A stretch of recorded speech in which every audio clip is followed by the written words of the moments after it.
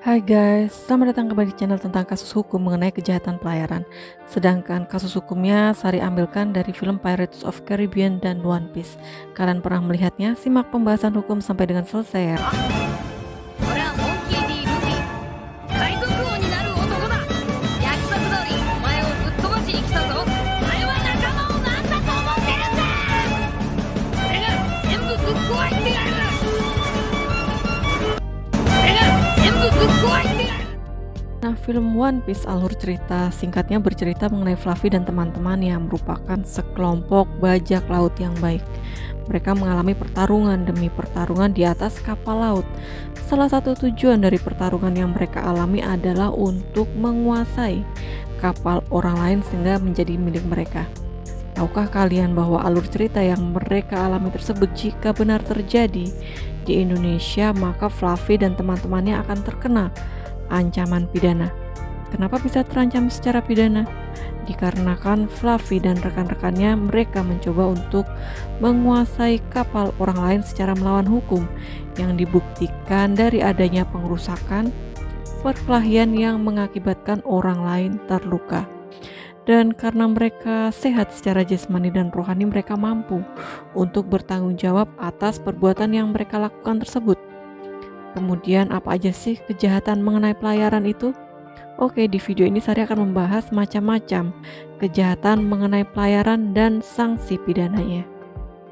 Kejahatan pelayaran yang pertama yaitu diancam karena melakukan pembajakan di laut, yaitu dengan pidana penjara paling lama 15 tahun untuk kalian yang bekerja menjadi nahkoda atau menjalankan pekerjaan di sebuah kapal yang diketahui bahwa kapal tersebut diperuntukkan atau digunakan untuk melakukan perbuatan-perbuatan kekerasan di lautan bebas terhadap kapal lain atau terhadap orang dan barang di atasnya tanpa mendapat kuasa untuk itu dari sebuah negara yang berperang atau tanpa masuk angkatan laut suatu negara yang diakui.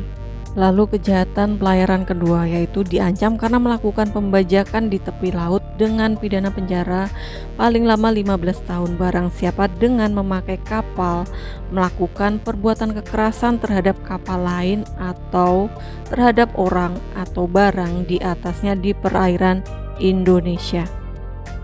Selanjutnya kejahatan pelayaran ketiga diancam karena melakukan pembajakan di pantai dengan pidana penjara paling lama 15 tahun yaitu barang siapa yang di darat maupun di air sekitar pantai atau muara sungai melakukan perbuatan kekerasan terhadap orang atau barang di situ setelah lebih dahulu menyeberangi lautan seluruhnya atau sebagiannya untuk tujuan tersebut. Lalu kejahatan pelayaran keempat yaitu diancam karena melakukan pembajakan di sungai dengan pidana penjara paling lama 15 tahun yaitu barang siapa dengan memakai kapal melakukan perbuatan kekerasan di sungai terhadap kapal lain atau terhadap orang atau barang di atasnya setelah datang ke tempat dan untuk tujuan tersebut dengan kapal dari tempat lain. Lalu kejahatan pelayaran kelima yaitu diancam dengan pidana penjara paling lama 15 tahun barang siapa yang menerima atau melakukan pekerjaan sebagai komandan atau pemimpin sebuah kapal padahal diketahuinya bahwa kapal itu diperuntukkan atau digunakan untuk melakukan salah satu perbuatan yang dirumuskan dalam pasal 439, 440, 441 Kitab Undang-Undang Hukum Pidana. Lalu kejahatan pelayaran keenam yaitu diancam dengan pidana penjara paling lama 10 tahun barang siapa yang menerima atau melakukan pekerjaan sebagai kelasi di sebuah kapal padahal diketahuinya bahwa kapal itu diperuntukkan atau digunakan untuk melakukan salah satu perbuatan yang dirumuskan dalam pasal 439, 440, 441 Kitab Undang-Undang Hukum Pidana ataupun dengan sukarela tetap tinggal bekerja di kapal itu sesudah diketahui olehnya bahwa kapal itu digunakan seperti yang telah diterangkan. Selanjutnya kejahatan pelayaran ketujuh. Jika perbuatan kekerasan yang diterangkan dalam pasal 438 sampai 441 Kitab Undang-Undang Hukum Pidana mengakibatkan seseorang di kapal yang diserang atau seseorang yang diserang itu mati, maka nahkoda, komandan atau pemimpin kapal dan mereka yang turut serta melakukan perbuatan kekerasan diancam dengan pidana mati, pidana penjara seumur hidup, atau pidana penjara selama waktu tertentu paling lama 20 tahun. Lalu kejahatan pelayaran ke-8, yaitu barang siapa dengan sengaja menyerahkan sebuah kapal Indonesia dalam kekuasaan bajak laut, bajak tepi laut, bajak pantai, dan bajak sungai, diancam dengan pidana penjara paling lama 15 tahun jika ia adalah nahkoda kapal itu. Selanjutnya yang ke-9, kejahatan pelayaran bagi seorang penumpang kapal Indonesia yang merampas kekuasaan atas kapal secara melawan hukum, diancam dengan pidana penjara paling lama 7 tahun.